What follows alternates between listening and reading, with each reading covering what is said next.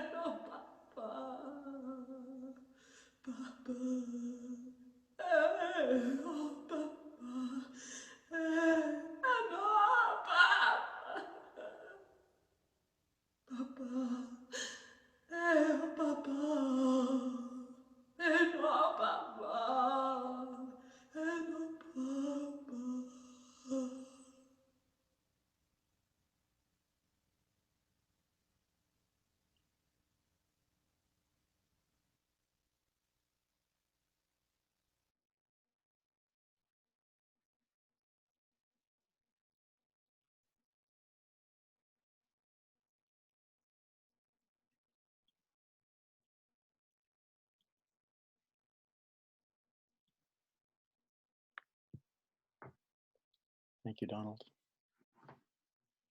That is really quite a performance.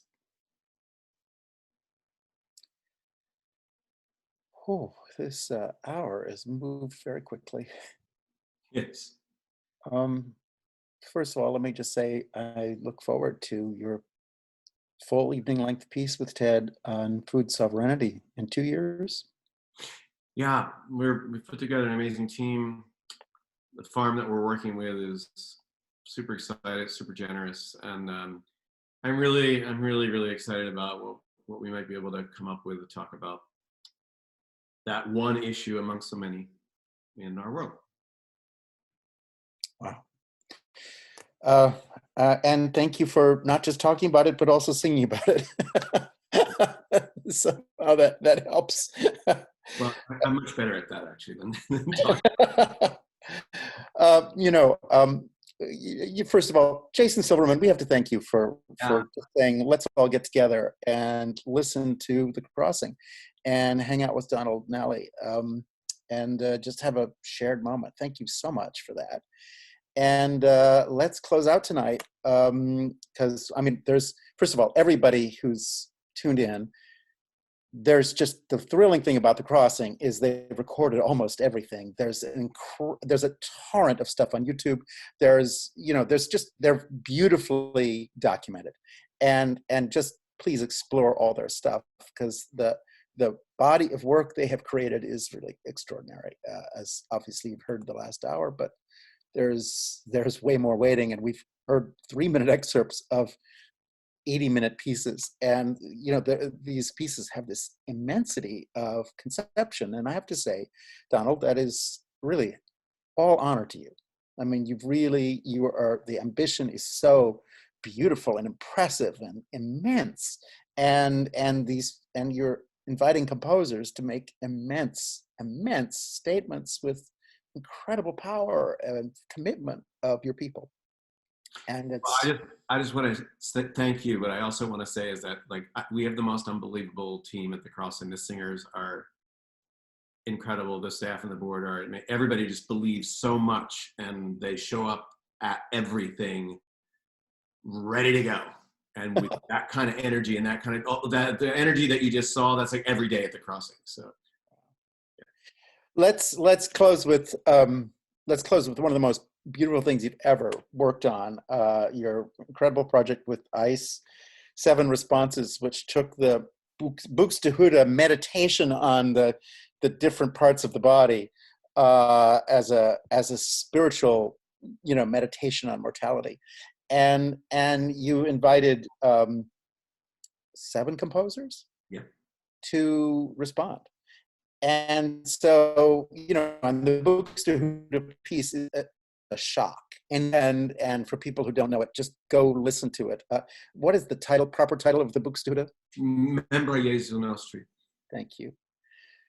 Every one of Jesus' body parts is responding to what we're facing. And it's, again, let's just come back to the virus. It's, the planet teamed up with human bodies to send a message to the human race. You people have to stop.